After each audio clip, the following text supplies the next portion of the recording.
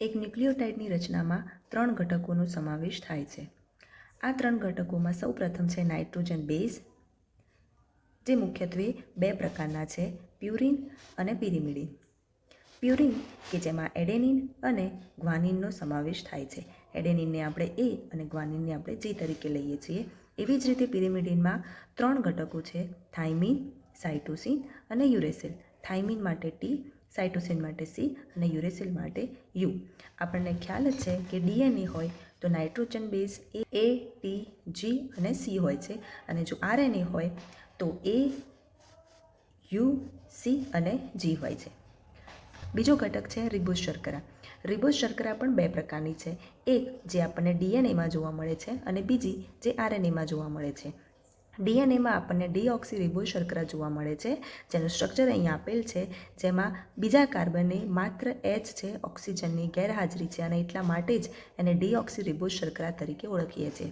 એવી જ રીતે આરએનએની અંદર આપણને રિબોઝ શર્કરા જોવા મળે છે, જેમાં બીજા કાર્બને ઓક્સિજન હાજર છે અને જે OH સમૂહ ધરાવે છે. ત્રીજો ઘટક છે ફોસ્ફેટ સમૂહ. ફોસ્ફેટ સમૂહ અણુસૂત્ર છે PO4-3. હવે આપણે જોઈશું કે એક ન્યુક્લિયોટાઇડની રચના કેવી રીતે બને છે. તો સૌપ્રથમ ન્યુક્લિયોસાઇડની રચનામાં 2 ઘટકો છે, એક છે પેન્ટોઝ શર્કરા અને બીજો છે નાઇટ્રોજન બેઝ. તો અહીંયા સ્ટ્રક્ચર આપેલું છે કે જે પેન્ટોઝ શર્કરા છે એમાં 5 કાર્બન હોય છે.